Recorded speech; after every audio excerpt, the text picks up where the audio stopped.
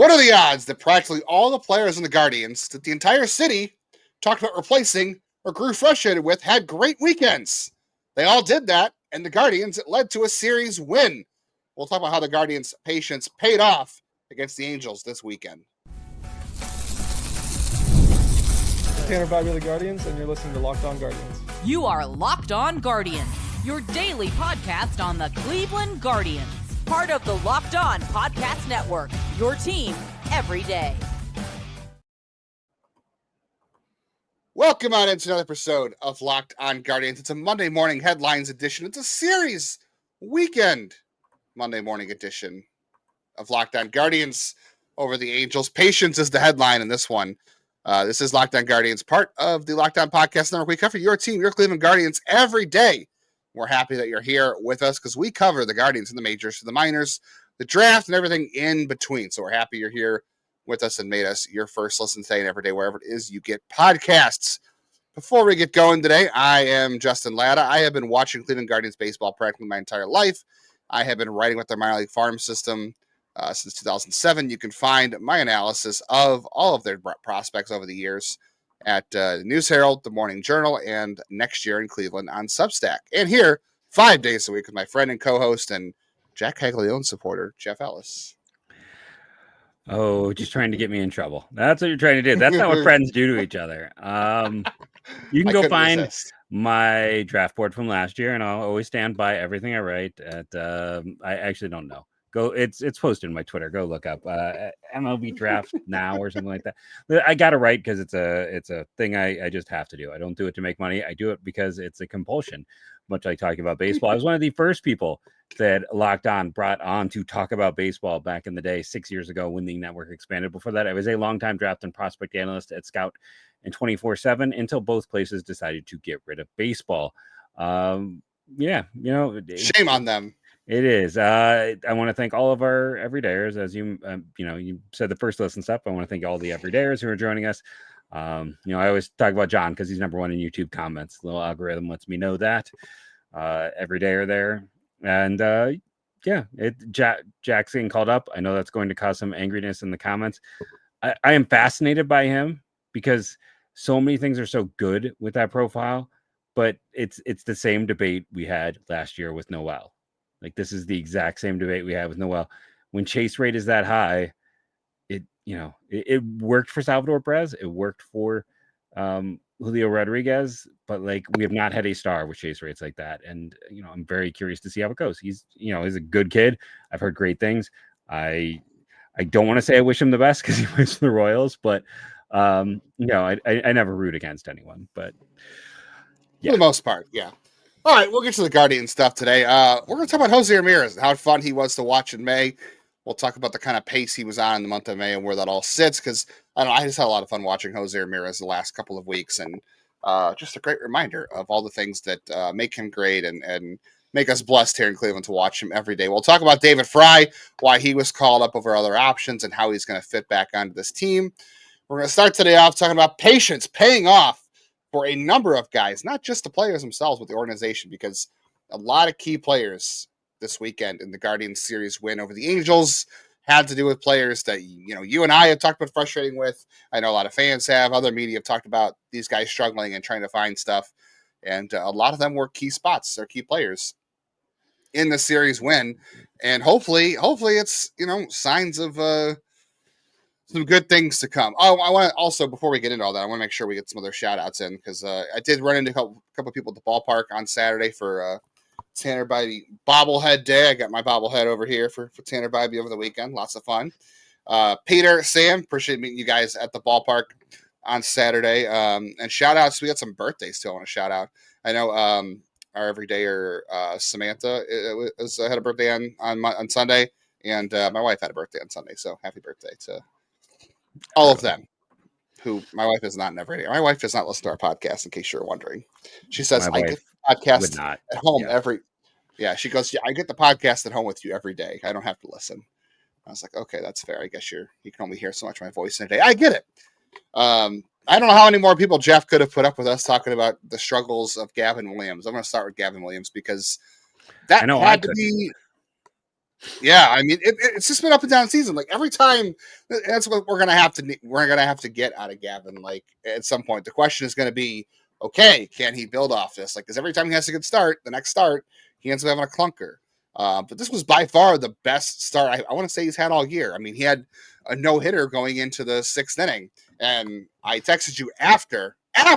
But the text did not say that. The text made it say he's got a no hitter through 5 2/3. Match up the timestamps from when the hit happened to the text. Okay, it happened after he gave up the first hit in the 6th inning, 5 2/3 innings. But no, Gavin was fantastic. You know, he walks some guys. That's Gavin. But the thing I was most excited about in this start for Gavin was that he had a very even distributed pitch mix. 29% cutter, 28% fastballs, 27% curveballs. And the best part about that, too, he was throwing his curve in the zone, and it got whiffs. When he locates that curve and that cutter to the back door for strikes, it really opens up the rest of his pitch mix, especially when he could throw those things for strikes and use the entire strike zone. That was why it was so good. If he could continue to keep the pitch mix balanced and not just go like 60-50% fastballs, and he can land that curve for strikes. Look, he's not going to be that good every time out. Nobody, not even the best pitchers take no hitters in the 6th inning every time out. But if he can do that for you, if he can go out and keep the pitch mix even, and that's also on the catchers to do that as well. But I hope that's something they carry going forward, because I think that was a big driver in his success. I just want to see him build on it. I don't want to see him, okay, got a good start, now we're going to have a bad start. That seems what's been happening all year to all the pitchers. Yeah, and I felt like the off-speed stuff set up the fastball. Like he started using the fastball more later in the game, but he was early on was curveball. He used the off-speed to set up the fastball as opposed to the other way around. And I think that's the approach to go with. The curveball in the past has been his best pitch for generating swings and misses. The cutter was his highest whiff pitch. Mm-hmm. And, he still ended up throwing more four seams than anything else. But to the first few innings, that was not the case. And I think it's really important that he was using, the cutter and the curve to set up the four seam. Then he came back to the four seam late. And he worked the edges properly, which has been his bugaboo. Instead of missing and walking a ton of guys, he worked and was able to do a good job in this one against an Angels team that has some dangerous hitters. Taylor Ward has been one of the hottest hitters on the planet over the past month. So when you're looking at, to me, it's interesting. Like, I feel like even a decade ago, we'd be always talking about a pitcher like Gavin with his velocity and this or that. Now we're like, well, it's about how his pitch mix is being set up and what he is going to, and when he is using, like, just the evolution of how we talk about pitchers is very important to what we're talking about with Gavin. And yeah, the big question is, can he go 2 in a row? Can this not be Dr. Jekyll and Mr. Hyde in every other game he runs into problems? Can he build off of this? I think this is the first evolution of his pitching we've really seen this year. Yeah, it's really we talked about he's incorporated more of that before, but this is the first time I've ever seen the four seam not be the most used pitch. I think there was an outing this year where he did throw more sweepers, but because he doesn't have a changeup, it's hard for him to get lefties out. So I think that's why that backdoor cutter for him is so important, because he doesn't have a pitch that moves away from him. But if he can locate that cutter on the outside corner to lefties and he gets it for called strikes, that's a big help for him, because it doesn't dive down into their bats like a sweeper or curveball. But if you can land a curveball for strikes too, that's also going to throw the left-handed hitters out. He didn't have any whiffs in the fastball today, despite the fact that he throws, 97. But that's absolutely right. Like, he used the breaking stuff to set that up. So he had a lot of called strikes with the fastball, and he got the whiffs with the curveball. I like that approach. Like, for whatever reason, his fastball just isn't generating whiffs this year. We thought it was going to. He's still searching for that induced vertical break and the rise in the fastball and the spin and all that stuff. Like, he's still searching for that. So maybe it'll come back. Maybe it won't. Maybe that was just an Arizona mirage. I don't know how that works as far as fastballs. Usually it's curveballs that don't break in the Arizona heat, but it worked against minor league hitters, I guess, in Arizona. But yeah, the evolution here is extremely important. And I think we should also bring up too. I think we'll talk about offense in the second segment. Yeah. But Emmanuel Clase, by the way, I just want to throw this out there for all the complaining earlier this year about Emmanuel Clase, which he struggled. 0.48 ERA in the month of May, 10 2/3 innings, 10 strikeouts, 2 walks, 1 earned run allowed, a whip of 0.66. Emmanuel Clase is quietly boring again when it comes to his innings. So thank goodness. All right. We'll get into the offense from this weekend. We'll talk about David Fry and his return to Cleveland this last couple days. And we'll talk about how fun José Ramírez has been. Coming up on the rest of today's Locked On Guardians. I won't punch it today. I'll just keep it here. Maybe I'll do a rotation. Should I do the hat approach? The green matches the green. Wonderful Pistachios is our fantastic sponsor. Looking for a snack that's both delicious and nutritious? Crack into a good source of protein with Wonderful Pistachios. Wonderful Pistachios is one of the highest protein nuts. Each 1 ounce serving has 6 grams of protein, giving you over 10% of your daily value. Plus, they're packed with fiber and better for you unsaturated fats to help keep you feeling fuller longer. Why do I love them? Right there. I love something that's going to allow me to get a healthy snack and fill me up so I don't sit there and eat junk. When junk's around, I'm going to go for junk. Wonderful Pistachios is the opposite of junk.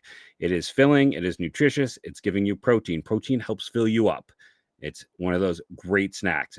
We make my kids, if you want a late night snack, it's got to be with protein. So get snacking, get cracking with the snack that packs the protein bunch. Visit wonderfulpistachios.com to learn more.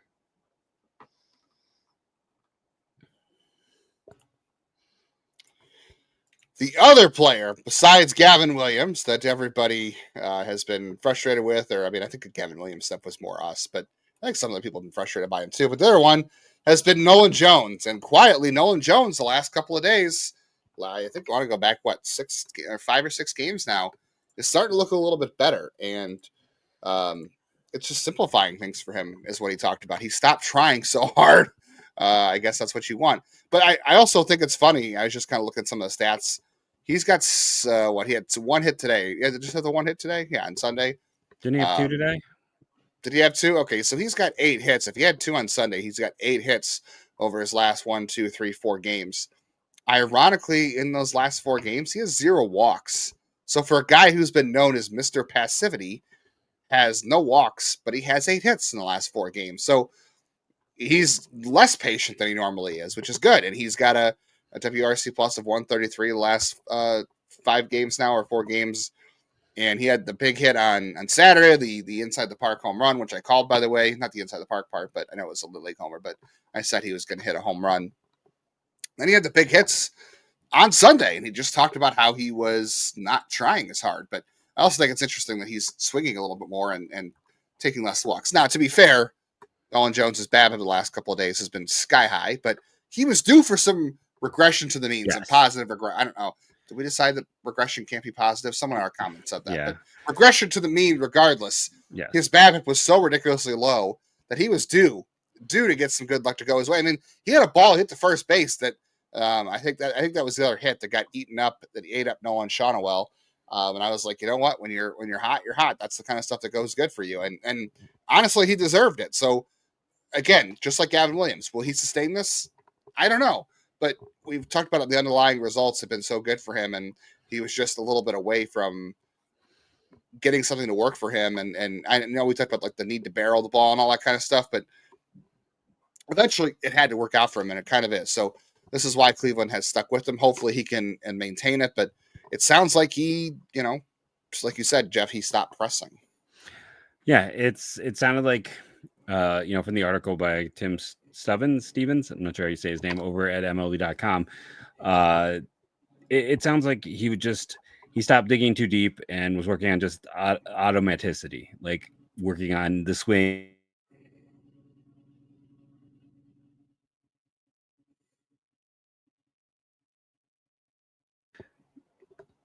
He's just trying to, with the swing, to make it more just simplified. I think like he's got that exit velocity. He's just got to tap into it. And you do wonder if, like, when you look at his data, the one weird thing that stood out to me with him was the high amount of pop-ups. Like, is he, late to the ball? Is he being just too passive? And, that can sometimes lead to a pop-up, or you can be sometimes way out in front and also do it. It shows the timing is off. So here's a guy who maybe has found the timing, and that can just completely change his outcomes going forward. Again, BABIP is probably unsustainable, but the other side of it was when he was struggling, the BABIP was unsustainably low. So you're hoping he can find a middle ground and be productive. Like, that's end of the line, right? We want productivity The tools are there. That so many tools for him to be a positive producer. It's still funny to think about the number of people after that rookie year who said he was going to win a batting title. I appreciate Nolan. I don't think I would ever take that bet. Yeah. But he is here, and you're hoping he can produce well enough while Chase gets his sea legs under him and gets used to AAA and makes that adjustment and just gets healthy. And while they kind of see if Kavas can continue his goings on at that level, he's kind of a placeholder. Let's be honest. But it's nice to see him performing well and showing why, hey, if one of those other guys do end up getting the call at some point, why he makes sense as a fourth outfielder. Yeah, he's still a guy they have to hang on to at this point because they weren't ready to make the call for anybody else. So David Fry came back on Friday, probably a little bit sooner than Cleveland wanted, but he was due to come off the rehab list next week. So he had 20 days from when his rehab started in Arizona, and he was due to come off next week. So they had to make a decision, and instead of going with a temporary outfielder like Rodriguez or Halpin and not going to guys like DeLauder and Capus, they decided to bring back Fry early, and he only had a pinch hit on Sunday. But sounds like he's going to play a lot in this Yankee series because they've got Carlos Rodon and Max Fried starting. So you'll see David Fry starting. And the reason they went back to David Fry, because I think they're just going to stick with their outfield rotation right now of Kwan and Martinez and Noel and Jones. Plus you've got Schneemann who can play out there. So I think they'll stick with that for now because those are the guys they want to play. They want to play Angel. They obviously Kwan's Kwan, and they want to continue to work through things with Noel and Jones. They have to figure out if those two are going to be guys that can stick, long term, whether that long term is 2025 or even beyond that. So I don't think it made sense for those guys to come up and not play because even when Thomas was here, like, you weren't playing Noel, and Noel's barely playing as it is. So I imagine he'll get a lot of playing time himself in New York against those two lefties. But I think the other issue too is that I haven't looked at the splits because I know early in the year Manzardo was hitting both lefties and righties because obviously had that great start where he was hitting all his home runs off lefties. He's really cooled off, and it probably makes sense to sit him against lefties again because things have not been good for Manzardo. He's been very late on things. He's really struggling to hit the ball with authority again. He just looks like he's swinging and missing more, and he's a lot more lost than he was early in the year. So they need him to get his confidence back, figure things out. So David Fry gives them another option at DH, even if he's gonna. I mean, I wouldn't be surprised if it's a slow start for David Fry. Like, he only had one home run in the minors in his rehab stint, but it gives them another option. I thought it was going to be a hard fit for him between Manzardo and Santana, but Manzardo struggled. So he's still demolishing lefties and below average against righties on the year. 163 versus lefties and 95 versus righties this year. Something tells me that's noise. Like, he always hit lefties okay in the minors, but something tells me the fact that he's hitting lefties better than righties is a lot of noise because of those early home runs. It's slugging. He has the same batting average against both, essentially the same on base against both. Those batting average and on base are higher slightly, but it's that the slugging is nearly doubled. He's not slugging at all against righties. His there's no power for him versus righties. Because he's got 10 home runs, and I think 3 of them are off of lefties, or 3 or 4 at least. That's very strange. But I mean, Fry gives another 4 of the 10, so that's going to skew it a little bit, yeah. So I think it just gives them another option right now to let Manzardo maybe get settled, or at least try to get some confidence back. It's going to fit for now. We'll see how it plays out, but to me, it makes a little bit more sense. At least I think Will Brennan might be out for the year. We'll talk about that tomorrow, but Will Brennan might be done, so he wasn't going to be an option. And DeLauder needs more time to build up, and they don't feel like Capus is really ready to play outfield at major league level, even though he might be the best option offensively right now for them. Yeah, 100%. They got to figure it out from here, and we'll have to see how it goes. I know we got to talk some Jose coming up in segment 3 here, though. Yeah, I'm excited to talk about Jose. I mean, just one of the best months of his career. We'll talk about that, and just appreciating what we've seen lately, because Ron Washington certainly appreciates it. And for as frustrating as that is, I kind of agree with him. So we'll talk about why that is next on Locked On Guardians.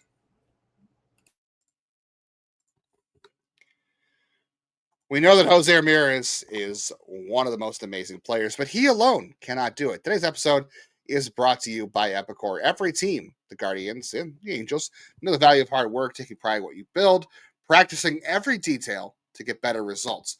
Working together makes getting the win easier. In a place like Epicor, all stars are the hardworking manufacturers and distributors who create and deliver all the things we need, from aerospace to electrical and medical devices. We are all looking for solutions these days to make things a lot easier, make things more efficient, streamline the process. I know I do that at work every day. I'm always looking for something to speed things up. We're doing it here on the podcast, even looking to make ourselves a little bit more efficient. That is something that Epicor ERP solutions are created for. It helps making seeing your supply chain easier. It makes managing logistics easier for you. It makes responding to price changes easier. We know we have to do a lot of that these days, right? Small businesses and big businesses alike, if you have global vision or big dreams, Epicor is going to equip you with the right tools to move forward. Think ahead and lead the way. As the clock ticks down, again, here's that efficiency we all need, right? You need to make the most of every hardworking minute you have. Easier doesn't cut corners. Easier takes the lead. Discover your success at www.easywithepicor.com. That's easierwithepicor.com.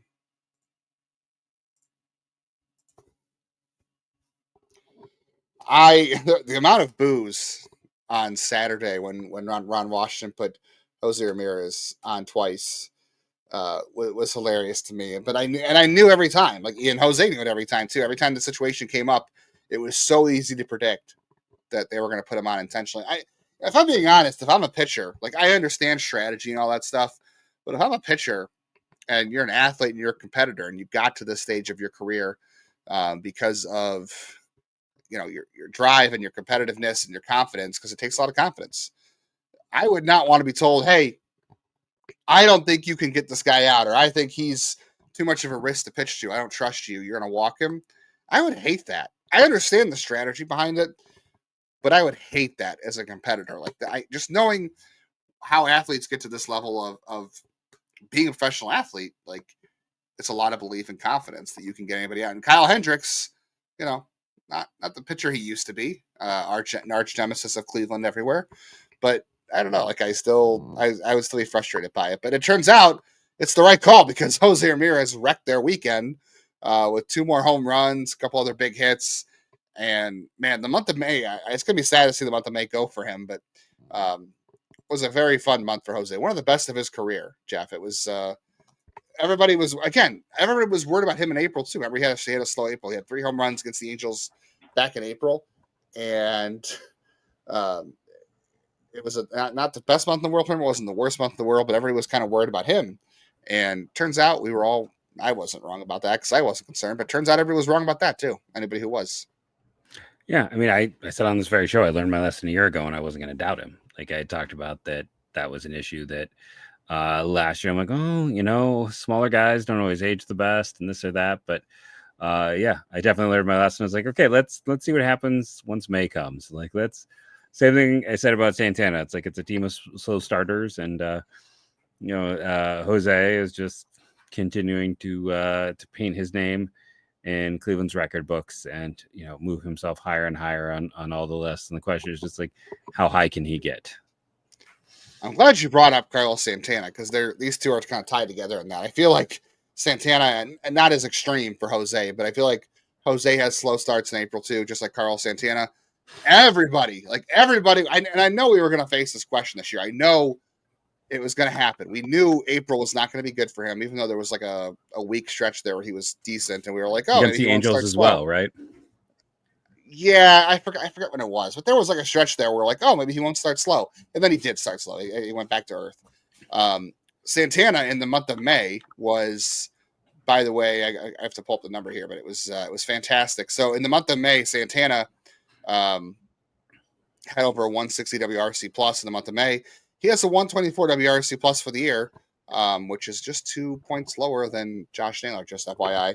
But he had a great month of May. He always has a good month of May. Always heats up. Same with José Ramírez. José Ramírez, by the way, 206 WRC plus this past May. That is the 1, 2, 3, 4, 5, 6, 7th best month of his career. And it's the 5th best month of his career if you take out the 2020 seasons, which we all want to jump 2020, no matter how good it was for Jose. I mean, his best month ever was the 10 plate appearances he had in September, and in 2019, where he hit the grand slam and the 3-run homer coming back from wrist surgery, and then he couldn't play again. But 2017, 243 WRC plus in September. And then the other couple were actually April 2022 was his best month that month ever, 217 WRC plus, and then May of 2018, which was obviously a huge first half for him, 213 WRC plus. So 206 is right there with all of that. Once again, going to be your all-star starter third base. He should be. And Carlos Santana, I mean, one of the best first basemen in the American League, right? You've got Ryan O'Hearn, who's doing fine. Aranda is doing good. Paul Goldschmidt, kind of surprised by that one. He's doing pretty good. Yeah, I've been surprised. Torkelson's been good. Yeah, Torkelson's been much better this year. There's Vlad, but he's right up there with everybody in the American League again in terms of WRC plus, and also has a slightly higher WAR than Josh Naylor now. So again, same number of home runs.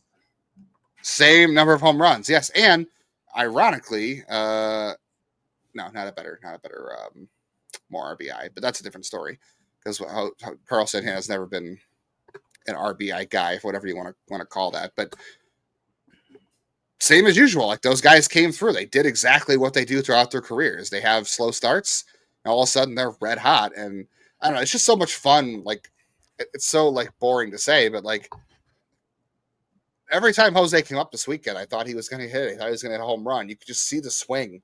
It's so locked in. Like every time he came to the plate, I was glued to the TV because I wanted to see what he was going to do because I thought he was going to do something special. Like I wanted to see him.